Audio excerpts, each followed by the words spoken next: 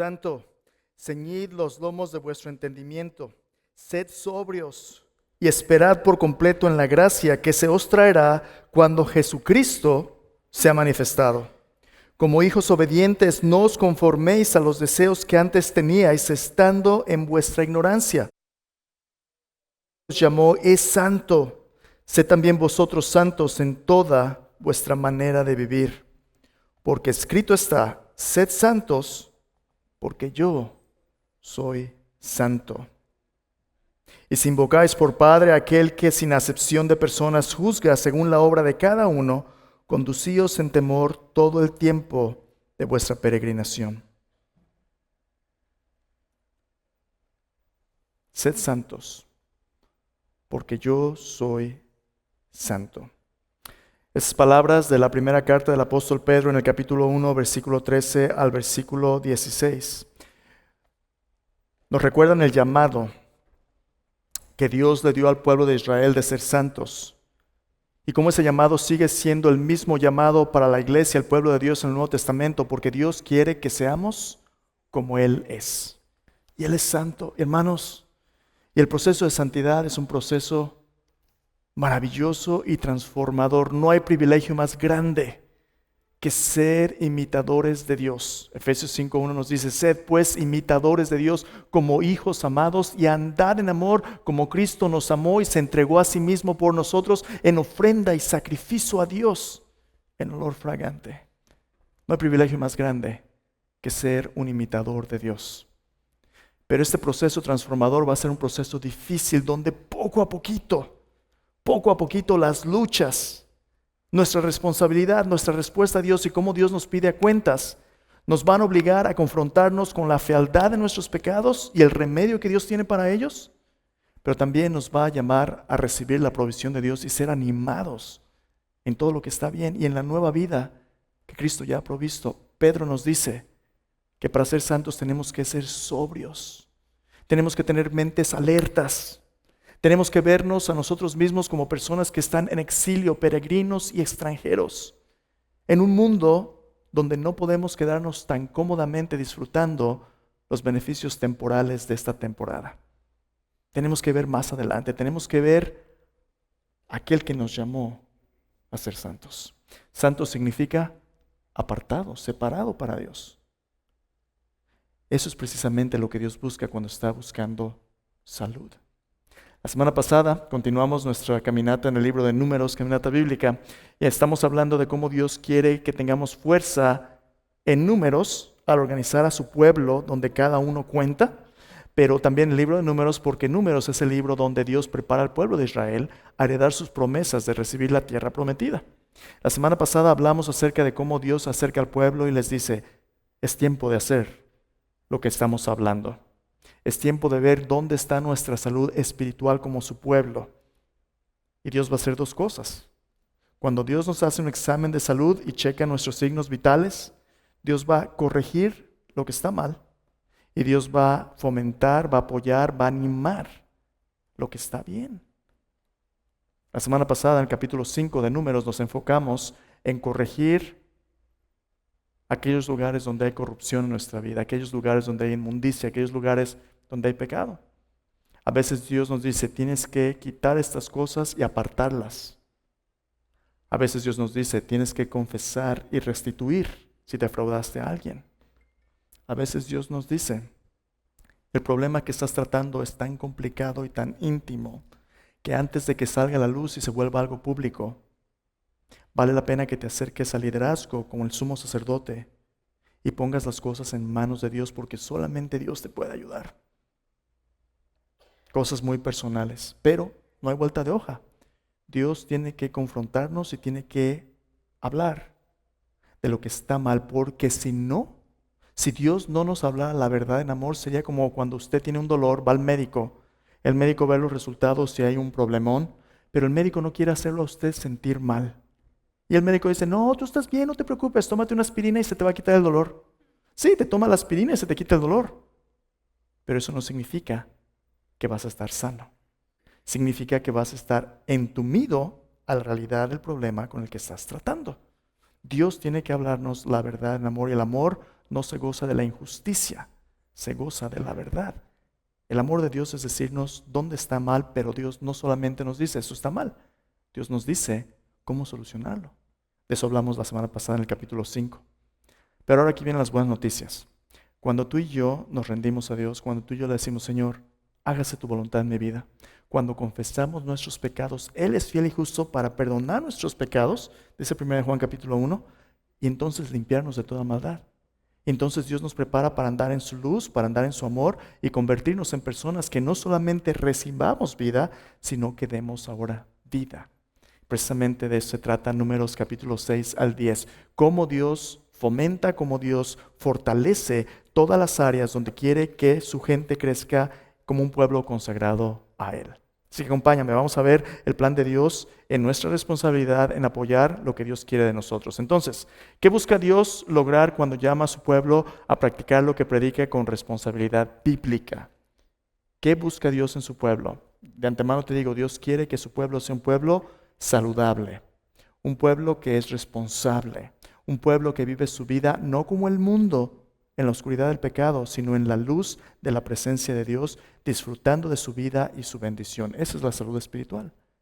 Te preguntas, bueno, ¿y cómo le vamos a hacer? Bueno, otra vez, la semana pasada Dios corrigió lo que está mal porque Dios no quiere un pueblo lleno de hipócritas. Gente que aparentemente se vea bien, pero por dentro esté mal. Ya hablamos de ello en capítulo 5 toda la semana pasada. Si te lo perdiste, está en línea, lo puedes ver también para ponerte al corriente. Pero vamos hacia adelante. Número 2, Dios quiere fomentar lo correcto. Dios quiere darle vida. Dios quiere apoyar aquello en el corazón del pueblo que apunta en la dirección de Dios, la santificación. ¿Qué es lo que Dios quiere hacer? Dios quiere mantener el fuego donde debe estar. Ahorita vamos a hablar de ello un poquito más. Mira el capítulo 6 de Números. Acompáñame en Números capítulo 6. Antes de entrar en materia, déjame contarte una pequeña historia. Unos cuantos amigos, un grupo de amigos, decidió ir a acampar en las montañas en Colorado, en las Rockies, las montañas rocosas. Fueron a acampar y llegaron a un lugar escarposo, un lugar donde estaba haciendo mucho frío y decidieron poner ahí su campamento, ascendiendo esta montaña a la que iban. Decidieron poner ahí su campamento y ahí pasar la noche. Pues estaba haciendo frío y el lugar era inhóspito. Decidieron hacer una fogata, había el bosque de árboles cerca y decidieron hacer una fogata ahí. Y pues iban a dormir ahí toda la noche. La fogata les serviría para tener calor, pero también para ahuyentar animales salvajes y mantenerlos en su campamento. Los amigos se dieron cuenta que alguien tenía que ser responsable por la fogata, porque después de un tiempo iban a necesitar poner más leña para que siguiera prendida. ¿Y quién lo iba a hacer?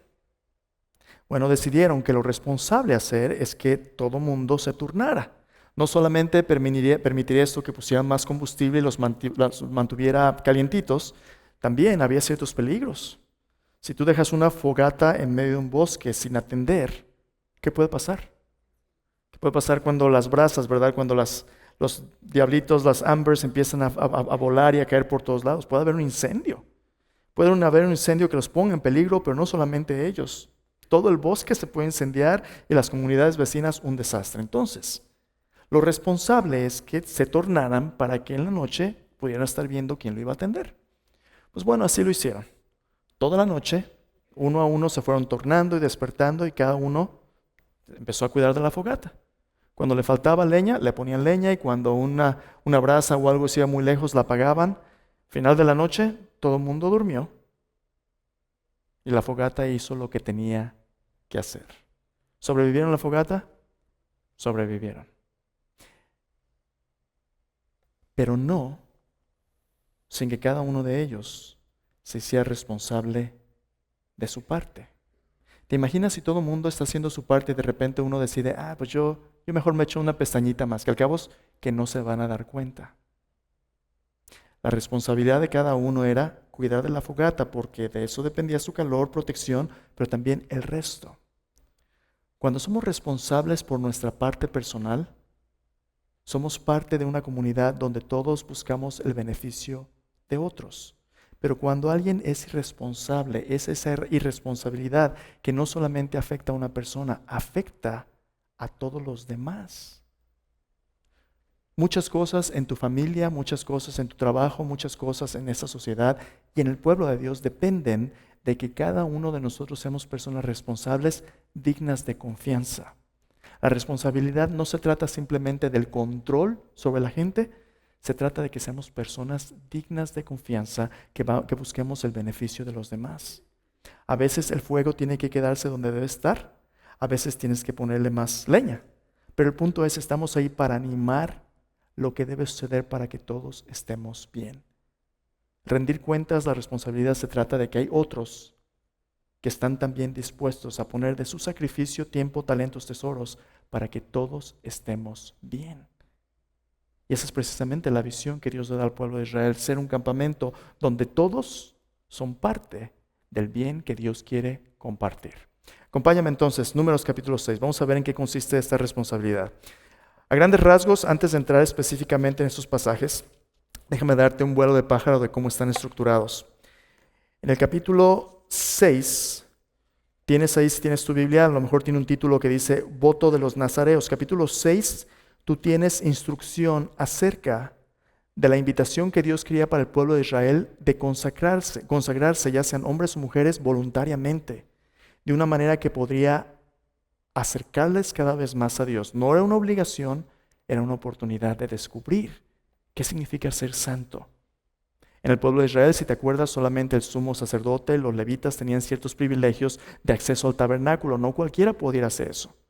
Pero a través de este medio, Dios le daba al pueblo de Israel, cualquiera que quisiera, de su voluntad de corazón, una experiencia similar a la del sumo sacerdote mismo. Entonces vamos a ver ahorita qué es el corazón de Dios para todo su pueblo, como un pueblo consagrado para Dios. No por obligación, voluntariamente. Capítulo 6 nos muestra esta venida de oportunidad. Luego, en el capítulo 7, vemos una serie de instrucciones acerca de la dedicación de las ofrendas para el tabernáculo. Vemos a los líderes de todo el pueblo, los príncipes de las diferentes tribus que hablaron en capítulos anteriores, trayendo una ofrenda especial para Dios. Y es un capítulo largo de todos los contenedores, los platos, los animales, los carros que trajeron uno por uno, día tras día por 12 días. Un capítulo largo que aparentemente se ve bastante aburrido, pero tiene un punto muy importante que enseñar. Vamos a verlo en un momento, capítulo 7, lo que Dios espera de los líderes en su pueblo. Luego, en el capítulo 8, todavía hablando del liderazgo de su pueblo, Dios habla acerca de la consagración de los levitas y de lo que ellos deberían de hacer para que la luz en el tabernáculo nunca se apagara, cómo Dios los escogió para hacer otro nivel de liderazgo dentro del pueblo todavía.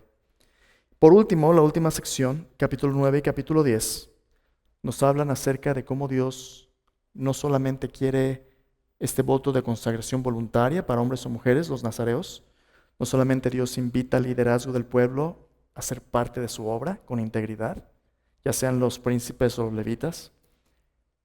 Dios también le da al pueblo de Israel un mecanismo para que en medio de las circunstancias positivas o negativas, en los buenos tiempos y en los tiempos difíciles, el pueblo pudiera saber qué dirección tomar.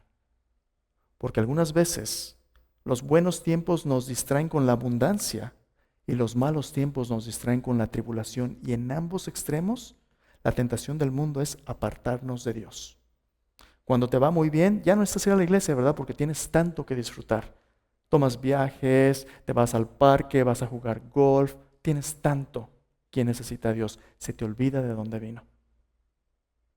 Y como eso solamente te pasa a ti, a los pastores no les pasa, ¿verdad? A todos nos pasa. Se nos olvida. O cuando te va mal, hay enfermedad o hay necesidad económica o hay algún conflicto. No, pues ya sea la abundancia o la desesperación de la carencia, a veces no acudimos a Dios.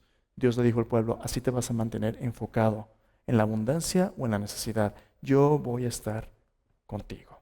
Entonces, si tienes tus notas en tu boletín que te dieron a la entrada, ahí están tus notas, continuación del sermón pasado. Si estás en línea viendo este mensaje, las notas también están ahí en el archivo PDF, lo puedes ver para seguir conmigo. Entonces, acompáñame. Capítulo 6 de Números. ¿Qué espera Dios para que su pueblo sea saludable y que el fuego se quede donde debe estar? Ya sea apoyando a esta comunidad para animarnos a las buenas obras o previniendo los conflictos que pudieran causar la destrucción de otros. Capítulo 6, donde comienza Dios. Versículo 1. Dios quiere la consagración voluntaria de su pueblo. Capítulo 6, versículo 1. Dice allí: Habló Jehová a Moisés diciendo: Habla a los hijos de Israel y diles: El hombre o la mujer que se apartare haciendo voto de Nazareo para dedicarse a Jehová, se abstendrá de vino y de sidra. No beberá vinagre de vino ni vinagre de sidra, ni beberá ningún licor de uvas, ni tampoco comerá uvas frescas ni secas. Todo el tiempo de su nazareato, de todo lo que se hace de la vid, desde los granillos hasta el ollejo, no comerá. Todo el tiempo del voto de su nazareato no pasará navaja sobre su cabeza, hasta que sean cumplidos los días de su apartamiento a Jehová. Será santo, dejará crecer su cabello. Todo el tiempo que se aparte para Jehová no se acercará a persona muerta, ni aun por su padre, ni por su madre, ni por su hermano, ni por su hermana podrá contaminarse cuando mueran, porque la consagración de su Dios tiene sobre su cabeza. Todo el tiempo de su nazareato será santo para Jehová. No, pastor, a este yo no le entro. ¿Por qué no? Pues es que no te dejan, pastor. Ni pasas te dejan comer. Nada. Oye, no, está muy estricto esto. Es que esto es muy legalista, pastor. Todo con moderación. Y pues a mí la verdad es que sí me gusta. Y pues siempre y cuando no me emborrache, está bien. ¿No dijiste el otro día en un sermón que tomar no es pecado, el pecado es embriagarse? Entonces yo, ni muy, ni tan. Esto déjalo para las cucarachas de iglesia, ¿verdad? Para las personas que no tienen diversión alguna. Yo quiero seguir a Cristo, pero yo aquí más moderado. Esto es muy extremo. Ni pasas, no, pues ya. ¿Qué está pasando aquí, hermanos? Bueno, Dios le dijo al pueblo de Israel que si iban a ser su pueblo, ellos iban a ser llamados a ser un pueblo de sacerdotes y gente santa. Gente santa es gente apartada para Dios. ¿Pero qué significa ser santo? Bueno, ser santo es ser apartado para ser como Dios, ya dijiste. ¿Te acuerdas lo que dijo Pedro en los versículos que te leí ahí en el capítulo 1? Dice, que seamos personas sobrias. Que ciñamos los lomos de nuestro entendimiento. ¿Qué es eso? Es una figura. Ceñir los lomos es ponte un fajo en tus pantalones para que no te caigan. Es el ceñirse, ¿verdad? Ciñe tu cintura. Si tus pantalones te quedan muy grandes, pon un fajo para que no te caigan. Bueno, la metáfora con la escritura, con la vida cristiana es esta. Dios quiere que nosotros seamos personas cuya mente, cuyo pensar es informado por la palabra de Dios y quiere que tomemos decisiones racionales y conscientes de nuestra obediencia a Dios. No es por emocionalismo, no es por manipulación, es porque he entendido la verdad de Dios y estoy dispuesto a ser obediente. Mi voluntad, informada por su palabra, me va a llevar un estilo de vida donde mi mayor deseo es agradar a Dios. Y para que yo pueda agradar a Dios, para que yo sea apartado del mundo, voy a tener que pensar con bastante claridad y voy a tener que ser una persona que discierna. Por cierto, esto fue lo que le dijo Dios a los sacerdotes después de que Nadab y Abiú, los hijos de Aarón, murieron. ¿Te acuerdas en Levítico? Querían entrar al santuario como les diera la gana y ¡pum! Murieron. Y Dios le dijo a Aarón, cuando entres al santuario vas a entrar, pero no tomarás ningún alcohol, ninguna bebida embriagante, porque necesito que estés en tus 5 sentidos. No necesito que vengas haciendo decisiones como una persona borracha. ¿Por qué? El Nuevo Testamento está completamente de acuerdo con el Antiguo Testamento. En Efesios 5, ¿te acuerdas? 5:18. Pablo dice, no os embriaguéis con vino, en lo cual hay disolución. Y tú y yo decimos, está bien, yo puedo obedecer, me embriago con cerveza. No, eso incluye la cerveza, cualquier bebida embriagante, por cierto. Dice, no os embriaguéis con vino en lo cual hay disolución. Disolución significa libertinaje, en lo cual hay perdición. No os embriaguéis con vino en lo cual hay disolución, más bien sed llenos ¿de quién? Del Espíritu Santo. Mira lo que el alcohol hace y las drogas, por cierto. El alcohol y las drogas son sustancias que trastornan y tergiversan tu voluntad. Tú le rindes el control de quién eres a una sustancia que transforma la química de tu cerebro. Y tú tomas decisiones que no harías sin tus 5 sentidos. Por cierto, cuando una persona tiene un problema mental, puede ser muchas razones, puede ser espiritual, puede ser físico, puede ser una combinación de cosas. Si hay un desbalance mental, la persona necesita atención espiritual, pero necesita también atención física. La medicina se utiliza para restablecer algunas veces ese imbalance químico. Nada de malo con eso. Pero cuando tú voluntariamente te emborrachas o le entras a las drogas y distorsionas lo que debería de ser una mente sobria, ahí hay un problema porque te estás sujetando a una sustancia y te estás abriendo a la influencia espiritual de todo tipo de cosas. En lugar de ello, Pablo nos dice, sed llenos del Espíritu Santo. Ser llenos del Espíritu Santo significa ser controlados por el Espíritu Santo, que nuestra voluntad está rendida al Espíritu Santo y a su dirección por su palabra. Eso es lo que Dios quiere. Bueno, los nazareos eran personas que tenían una oportunidad de responder al llamado de Dios y experimentar una vida consagrada al nivel del sumo sacerdote e incluso un poquito más estricta. Los mismos requisitos del nazareo: no se contamine por muertos ni los más cercanos, no coma del fruto de la vid, no solamente en el templo, en el santuario donde estaban, donde ellos fueran, porque podían salir en la comunidad, donde estuvieran tenían que vivir una vida que representara, escúchame bien, vez tras vez se repite, mientras esté apartado para Jehová, mientras esté consagrado a Jehová.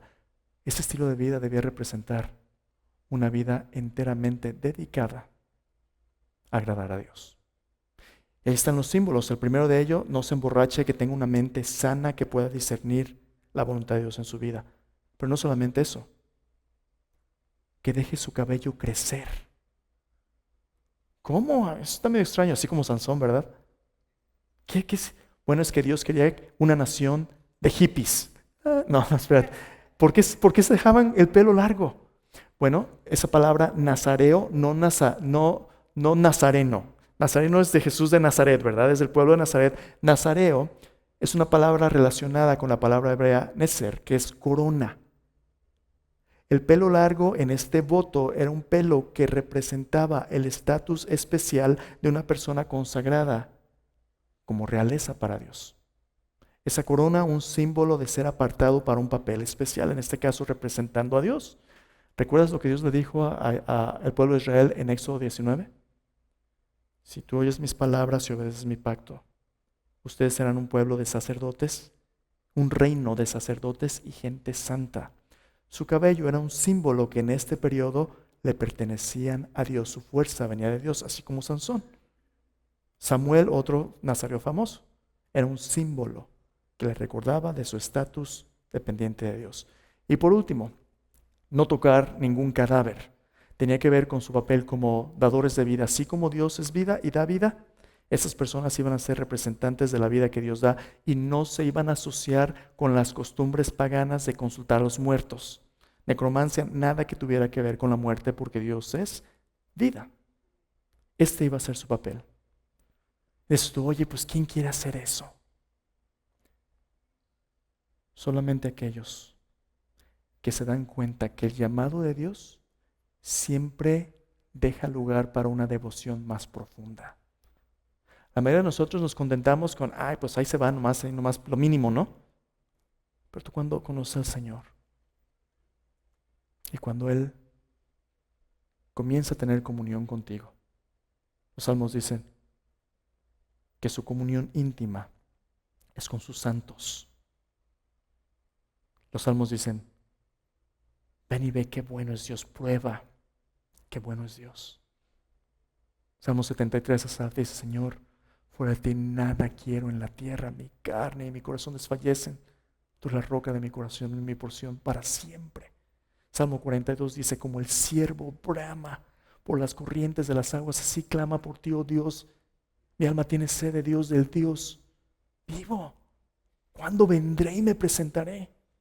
El israelita promedio que estaba allá en las bancas viendo lo que los sacerdotes hacían y todo eso, que empezaba a ver la santidad de Dios, tenía una sed y un hambre por Dios, pero no tenía una venida, no era levita, no era descendiente de Aarón. Esto le daba una oportunidad voluntaria de decir, Señor, anhela mi alma estar en tu presencia. Yo quiero, Señor, es mejor un día en tus atrios que 1000 fuera de ellos. Dios dice, ven, hombres o mujeres, pero no es por obligación, es por consagración voluntaria. Si tú quieres, acércate más a mí. Y el resultado de esta actitud que se da voluntariamente a Dios era precisamente lo que Dios quería darle al pueblo. ¿Sabes qué era? Su bendición. Mira, final del capítulo. Después de los versículos que te leí, hay procedimientos de qué pasa si se contaminaban, cómo terminar su voto, los puedes leer en casa. Pero la conclusión de este capítulo es en el versículo 27. Mira el resultado, lo que produce la consagración. Dice, Jehová habló a Moisés diciendo, habla a Aarón y a sus hijos y diles, así bendeciréis a los hijos de Israel, diciéndoles, Jehová te bendiga y te guarde. Jehová haga resplandecer su rostro sobre ti y tenga de ti misericordia. Jehová alce sobre ti su rostro y ponga en ti paz. Y pondrán mi nombre sobre los hijos de Israel y yo los bendeciré. Mira qué hermoso. Un reino de gente que voluntariamente se entrega al Señor, se consagra al Señor. ¿Cómo Dios responde a ellos? Dios responde a ellos con su bendición. Aquí está la bendición. La bendición es el regalo de su nombre sobre nuestras vidas. Al final de tu Biblia, en Apocalipsis, dice la Biblia que tú y yo, cuando seamos glorificados y restaurados a la nueva creación, Dios escribirá su nombre sobre nuestras frentes. El nombre de Dios sobre nosotros significa que somos su propiedad y que el poder, la santidad, la realidad, la presencia de Dios está sobre nuestras vidas en cada dimensión. No hay otro nombre bajo el cielo en que debamos ser salvos. Y Dios repite 3 veces, Jehová te bendiga, Jehová te guarde, Jehová ponga su rostro, Jehová, 3 veces. Así como santo, santo, santo, la repetición 3 veces del nombre de Dios es el superlativo de que la presencia de Dios es la bendición más grande a la que podamos aspirar. ¿Y cómo nos bendice Dios? Dice, Jehová te bendiga y te guarde. Primero, protección. No vas a estar solo. En medio de las corrientes que van y vienen, Dios va a estar allí. Oye, pastor, pero es que tengo tanto miedo, por eso ni voy a la iglesia. ¿Cómo? Si yo no voy a la iglesia, ¿por qué? ¿Qué tal si me deportan? Jehová te bendiga y te guarde. Yo no sé cuál es tu situación legal, pero Dios sí sabe. Y Pedro nos dijo que debemos conducirnos como extranjeros en exilio todo el tiempo de nuestra peregrinación con temor y temblor. Pero tu temor como seguidor de Cristo no es un temor a lo que este mundo te puede hacer. Tu temor es lo que el Antiguo Testamento llama el temor de Jehová, es apartarse del mal. Yo no sé cómo llegaste aquí. A lo mejor llegaste aquí de una manera que no es respetuosa a las leyes, déjame decirte. Nuestras decisiones tienen consecuencias. Pero yo no sé en qué condición viniste. Yo no estoy aquí para juzgarte, estoy aquí para apuntarte a lo que Dios dice. El Nuevo Testamento y el Antiguo Testamento dicen que debemos ser respetuosos de las autoridades. Romanos capítulo 13, 12, 13 y 14. Debemos de orar por nuestros gobernantes. Primera de Pedro nos dice que honremos a los gobernantes también. No hay vuelta de hoja. Tú y yo debemos ser obedientes a la ley de la tierra donde Dios nos pone, porque Dios le dio al gobierno la responsabilidad de hacer justicia. Y si hacemos el mal, eso tiene consecuencias. Pero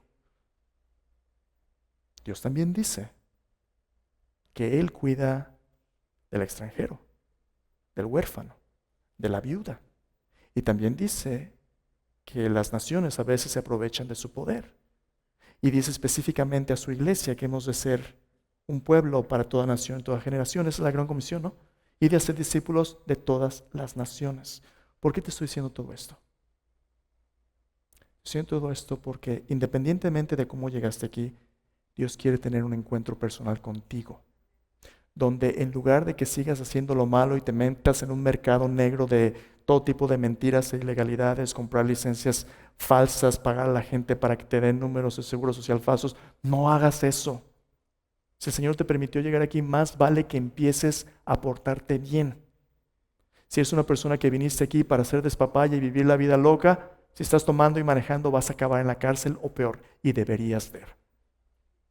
Pero si viniste huyendo porque tu vida peligraba, porque era un desastre donde estabas y arriesgaste tu vida para llegar aquí, Dios te permitió llegar aquí. Dios te permitió llegar aquí para que sepas que el Dios que te protegió en el camino quiere transformar tu vida en el nombre de Jesús. Así como el pueblo de Israel eran extranjeros y peregrinos saliendo de Egipto, Dios quiere que cada nación le conozca como el Dios que es protector. El pueblo de Israel experimentó eso cuando en la Pascua celebró la sangre del Cordero en sus puertas. ¿Sabes qué fue lo que Cristo hizo para salvarnos? Cristo murió en la cruz, fue sepultado y resucitó entre los muertos. Y Cristo mismo sabe lo que significa ser perseguido por un rey que trató de matarlo justo después de nacer. ¿Te acuerdas de Herodes? Por cierto, ¿a dónde fue Jesús huyendo de Herodes? A Egipto, como los primeros israelitas. Jesús sabe que se siente ser inmigrante. Jesús sabe que se siente estar en el temor de que su vida peligre. Pero Dios lo guardó. El mismo Dios que guardó a Jesús, el que nos guarda a nosotros. El pueblo de Israel iba a recibir su bendición. Dice: Jehová te bendiga y te guarde. Jehová alce sobre ti su rostro, tenga de ti misericordia. Jehová alce sobre ti su rostro, ponga en ti paz, haga resplandecer su rostro sobre ti. ¿Qué significa eso? Dios te está viendo. Dios no está ajeno. ¿No te gustaría ese tipo de bendición? Bueno, su bendición sigue a nuestra consagración. Si tú y yo decimos: Señor, realmente a ti es al que necesito y te quiero, Señor, me rindo a ti, pública y privadamente soy tuyo, Dios nos ofrece su bendición. Es lo que Dios quería para el pueblo de Israel. Pero no solamente esto. ¿Qué de aquellos que están ya como personas más maduras en posiciones de liderazgo? Ahí te va. Santiago dice: hermanos míos, no os hagáis maestros muchos de vosotros, sabiendo que seremos juzgados más severamente. ¿Qué significa eso? Dios tiene un estándar que quiere que sus líderes vivan de integridad. Porque para todos nosotros es fácil hablar. Decimos a veces en México un poquito vulgarmente, ¿verdad? De lengua me echo un taco. Es fácil hablar, pero ¿qué tan fácil es andar? Capítulo 7 es precisamente la integridad del liderazgo. Mira lo que dice ahí el versículo 1. Dice: aconteció que cuando Moisés hubo acabado de levantar el tabernáculo y lo hubo ungido y santificado con todos sus utensilios, y asimismo ungido y santificado el altar y todos sus utensilios, entonces los príncipes de Israel, los jefes de las casas de sus padres, los cuales eran los príncipes de las tribus que estaban entre los contados, ofrecieron y trajeron sus ofrendas delante de Jehová: 6 carros cubiertos, 12 bueyes por cada 2 príncipes, un carro, cada uno un buey, y los ofrecieron delante del tabernáculo. Jehová habló a Moisés diciendo: tómalos de ellos y serán para el servicio del tabernáculo de reunión. Los darás a los levitas, a cada uno conforme a su ministerio. Entonces Moisés recibió los carros y los bueyes y los dio a los levitas. 2 carros y 4 bueyes dio a los hijos de Gersón conforme a su ministerio, y a los hijos de Merari otros 4 carros y 8 bueyes conforme a su ministerio, bajo la mano de Itamar, hijo del sacerdote Aarón. Pero los hijos de Coat no les dio, porque llevaban sobre sí en los hombros el servicio del santuario. Los príncipes trajeron ofrendas para la dedicación del altar el día en que fue ungido, ofreciendo los principales su ofrenda delante del altar. Pon atención, versículo 11. Y Jehová dijo a Moisés: ofrecerán su ofrenda un príncipe un día y otro príncipe otro día para la dedicación del altar. Esta ofrenda que iban a presentar iba a inaugurar el ministerio público del tabernáculo en el resto de la nación. Iba a ser el corazón de la nación, todas las tribus alrededor viviendo una vida centrada en Dios. Esta ofrenda era importantísima. Era la pequeña chispa que prendería el fuego del altar, la dedicación. ¿Cuál es esta ofrenda? Versículo 12. Y el que ofreció su ofrenda el primer día fue Naasón, hijo de Aminadab, de la tribu de Judá. Su ofrenda fue un plato de plata de 130 siclos de peso, un jarro de plata de 70 siclos al siclo del santuario, ambos llenos de flor de harina amasada con aceite para ofrenda, una cuchara de oro de 10 siclos llena de incienso, un becerro, un carnero, un cordero de un año para holocausto, un macho cabrío para expiación, y para ofrenda de paz 2 bueyes, 5 carneros, 5 machos cabríos, 5 corderos de un año. Esta fue la ofrenda de Naasón, hijo de Aminadab. El segundo día ofreció Natanael, hijo de Suar, príncipe de Isaacar, ofreció como su ofrenda, y sigue adelante hasta 80 y tantos versículos. Un capítulo muy, muy largo. Y tú y yo lo empezamos a leer. Déjame decirte algo. Si yo siguiera leyendo todo el capítulo, ¿sabes qué nos pasaría? Inevitablemente esto pasaría. No me voy a hacer famoso leyendo estos versículos en un clip de TikTok, ¿verdad? O en un clip de YouTube. No voy a ser famoso haciendo estos versículos, ni es mi intención hacerme famoso. El punto que quiero hacer es: pastor, ¿a mí qué me importa lo que estos cuates hicieron y dieron? Ok. A ti y yo no nos importa esto, a menos que nos tocara pagarlo. Si el primero que está ahí, tu nombre es Miguel y te costó pagar esto, a lo mejor nos importaría más, ¿verdad? El nombre que aparece primero, Nazón, de la tribu de Judá, por cierto, es un nombre que aparece en varios pasajes en tu Biblia, este es uno. ¿Y sabes dónde aparece de manera más prominente? En Mateo capítulo 1, en la genealogía de Cristo. Nazón es el abuelo de Jesús y de David. Nazón es un hombre cuyos bienes un príncipe del pueblo va a empezar a abrir camino para que venga Jesús. Y ese tabernáculo y esta iniciativa y este modelar modela la fe de un hombre que pone su cartera donde están sus labios. ¿Qué es lo que quiere de su pueblo? Dios quiere de su pueblo no gente que hable muy bonito nada más, gente que le entre con sus bienes. Ah, ya sé, ¿a dónde va el pastor? Ahorita nos va a pedir que demos. Mira, ni platos pasamos aquí, ¿verdad? El Nuevo Testamento nos dice que Dios da mal dador alegre, que ninguno dé ni por tristeza ni por necesidad.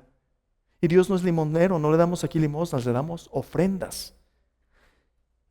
Ciclos, las unidades son difíciles de contar, pero esos platos de oro eran platos de oro de 300 gramos.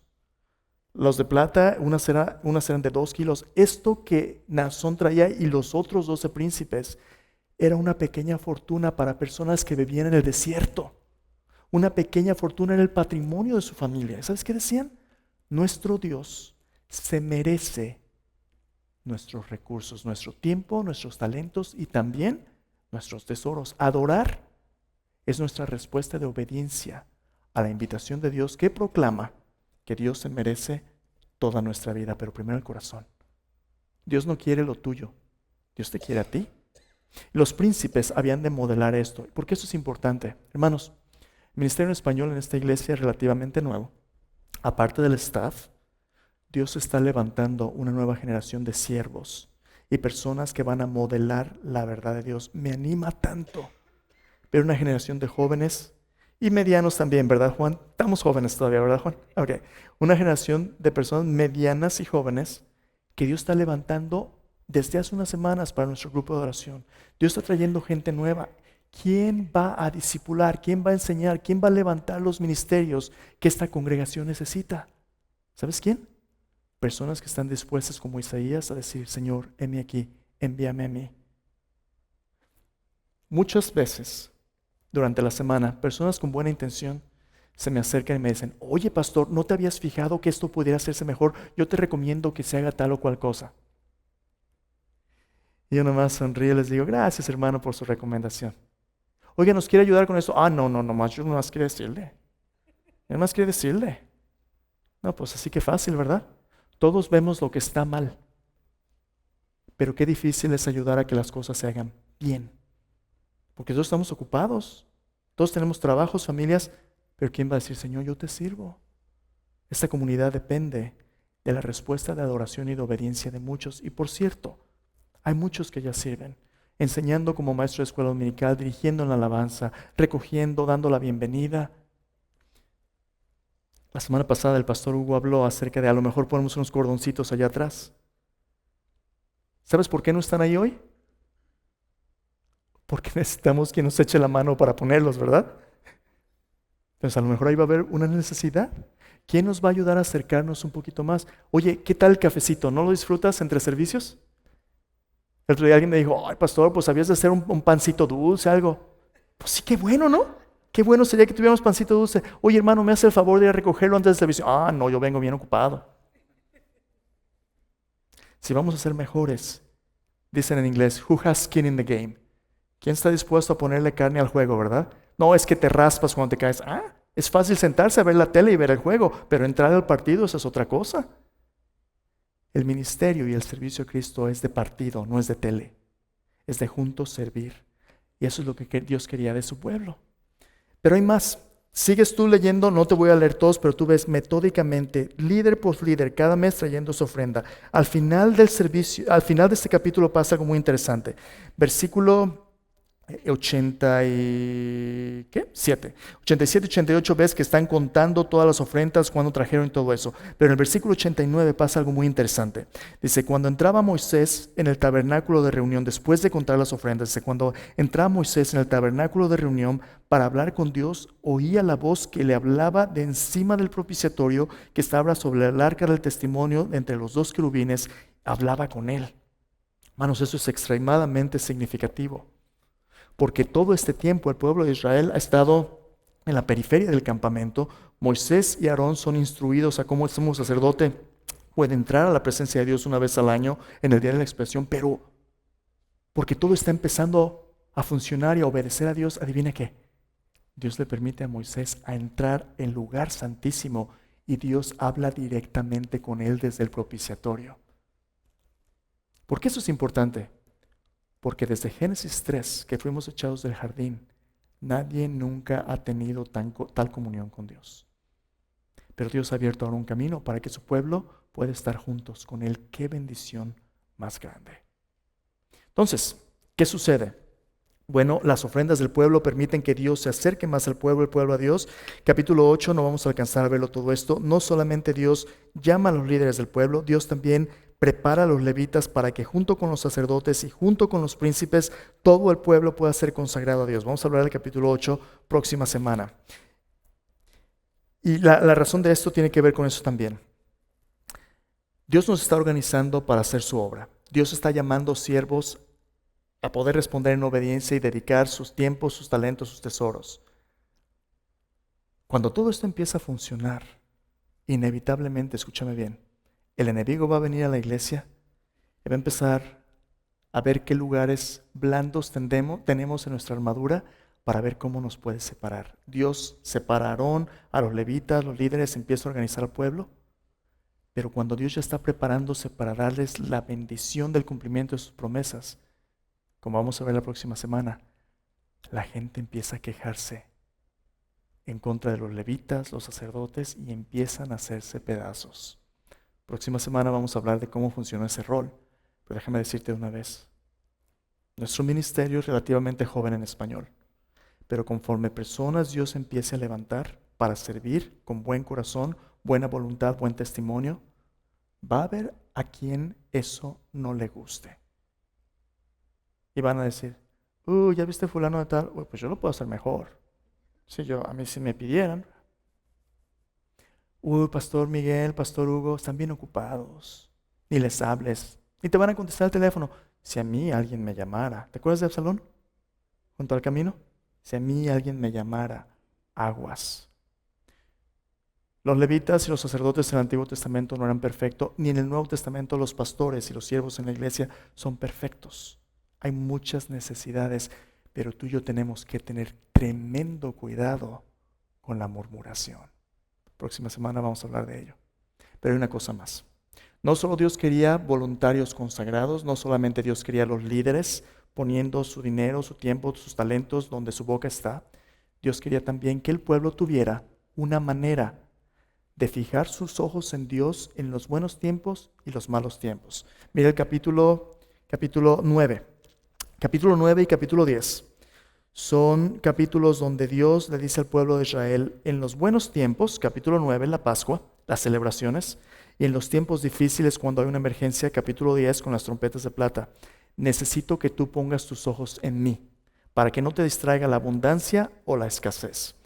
En medio de estos dos capítulos, capítulo 9 y 10, hay una sección, el versículo 15 al versículo 23. ¿Sí la ves? A lo mejor ahí tiene tu Biblia un título, dice la nube sobre el tabernáculo, ¿la ves? Esta sección 9, números 9, versículo 15 al 23, es la clave de entender estos dos pasajes. Déjame primero contarte lo que sucede en el versículo 15 al 23, capítulo 9. Mira el versículo 15, dice, el día que el tabernáculo fue erigido, la nube cubrió el tabernáculo sobre la tienda del testimonio, y a la tarde había sobre el tabernáculo como una apariencia de fuego hasta la mañana. ¿Qué está sucediendo aquí? Cuando el tabernáculo fue consagrado, trajeron las ofrendas, el sacerdocio empezó a funcionar. ¿Sabes cómo respondió Dios a su pueblo? Haciéndose presente. La gloria de Dios llenó el tabernáculo. Y esa gloria era como una nube resplandeciente de día. que cubría del sol y los protegía, y era como una columna de fuego en la noche que les daba luz y calor en el desierto. Era la presencia milagrosa de Dios. Y como ellos eran personas que iban de paso, nómadas, cuando la nube se levantaba y se movía, ellos debían moverse con la nube. Cuando la nube se paraba y se quedaba en un lugar, ellos debían quedarse. ¿Qué significa eso? Nuestro caminar tiene que estar dispuesto a seguir a Dios a donde Él nos lleva y nos da dirección. Hay gente que quiere ir más rápido. Hay gente que es difícil que se mueva y son más lentos. ¿Quién tiene la razón? ¿Los de la derecha o los de la izquierda?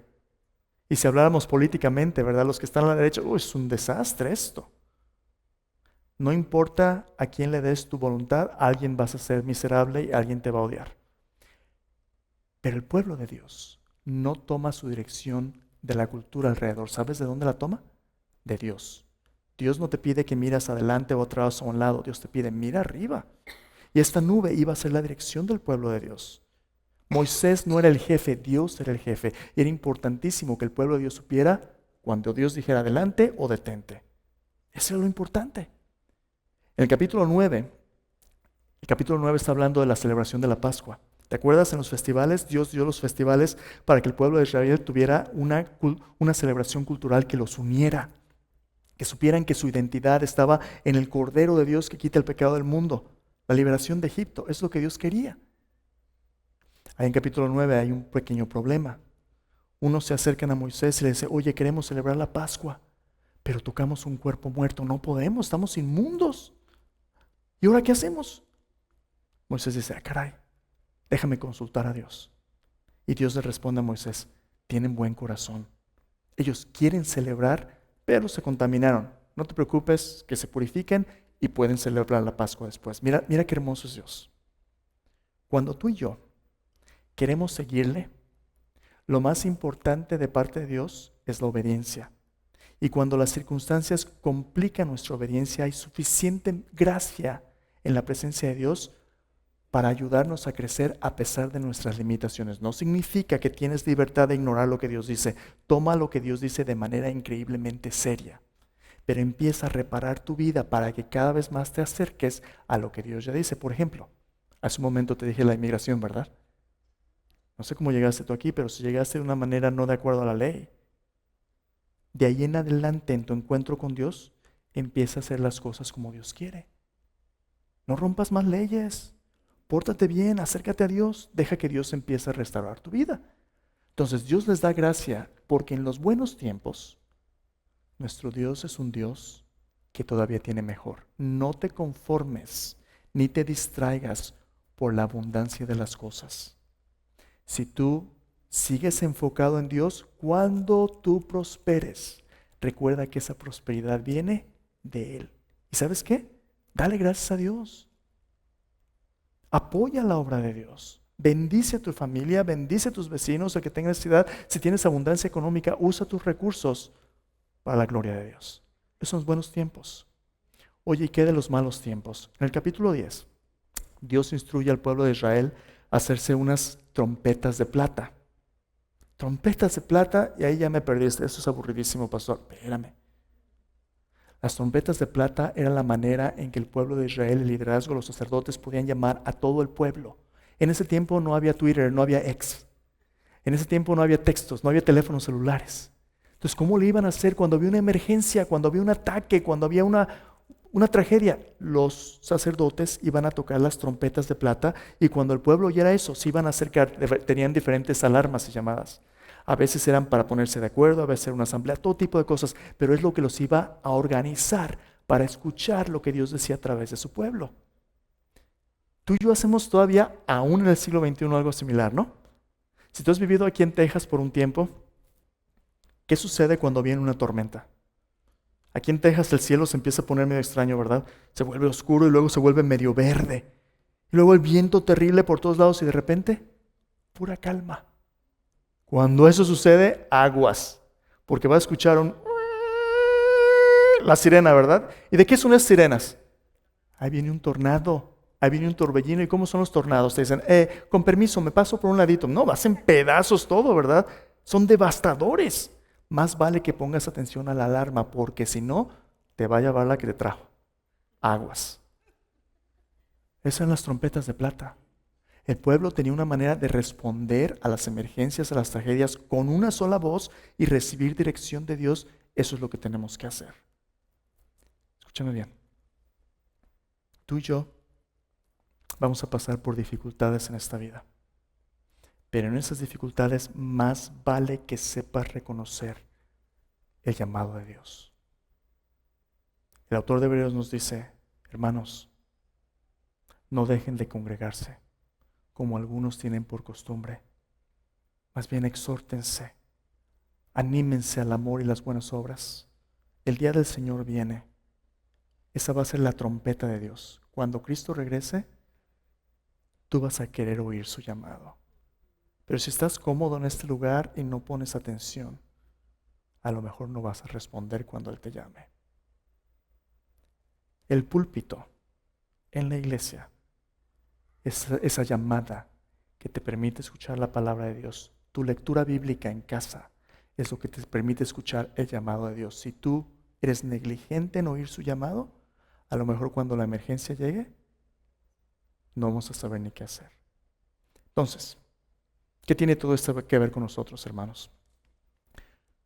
Cuando respondemos como un pueblo voluntariamente consagrado, cuando el liderazgo tiene integridad y le entra con todo, y cuando estamos atentos a Dios, nuestros ojos en Él, en la nube, en el fuego, cuando Dios dice, muévete, te mueves, cuando no, estoy detenido. Cuando mis ojos están fijos en Dios, vamos a tener una comunidad saludable. Y Dios va a multiplicar quienes somos y va a traer una cosecha abundante y heredaremos sus promesas. Esa es la bendición de Dios. Jehová te bendiga y te guarde. Jehová haga resplandecer su rostro sobre ti y tenga de ti misericordia. Jehová alce sobre ti su rostro y ponga en ti paz, prosperidad, bienestar, shalom. Dios llama a un chequeo de salud espiritual cuando quiere que los fieles sean más fructíferos. ¿Recuerdas a Jesús? Nos paga para que llevemos más fruto. ¿Estás listo para la cosecha? Prepárate. Los campos están blancos. Ruega al Señor de la cosecha que envíe obreros a la cosecha. Oremos. En tu lugar yo te invito a reflexionar en lo que has oído hoy. ¿Qué te ha dicho el Señor que es hora de dejar atrás? La Escritura nos dice que nos despojemos de todo peso del pecado que nos asedia. ¿Qué quiere Dios que le consagres a Él? ¿Cómo Dios quiere tu integridad? Si tú ya le sirves, ¿qué más Dios te está llamando a servir? ¿Cómo Dios quiere que sigas madurando en sus caminos, poniendo tus ojos en Él? Padre, gracias porque estamos aquí juntos, Señor, y yo no sé lo que viene a la vuelta. Sé que hay muchas luchas en la comunidad, en nuestras propias vidas, Señor, tantos temores. Pero Padre, nuestros ojos están puestos en ti. A través de tu Hijo Jesucristo sabemos que tú nunca nos dejas o nos desamparas. Y en esta mesa, Señor, recordamos lo que nos une. Recordamos aquello que nos motiva a consagrarnos voluntariamente. Cristo Jesús, no hay otro nombre en el que podamos ser salvos. Su muerte en la cruz, su sepultura, su resurrección, su vida perfecta. Así que los que somos de Cristo venimos ante el trono de tu gracia, como cantamos hoy, Señor. Nos rendimos a ti y de ahí tú nos levantas para vivir como sacrificio vivo, santo, agradable a ti, Señor. Ese es nuestro culto racional, con nuestra mente, con nuestra voluntad, con todo nuestro corazón. Te adoramos, Señor.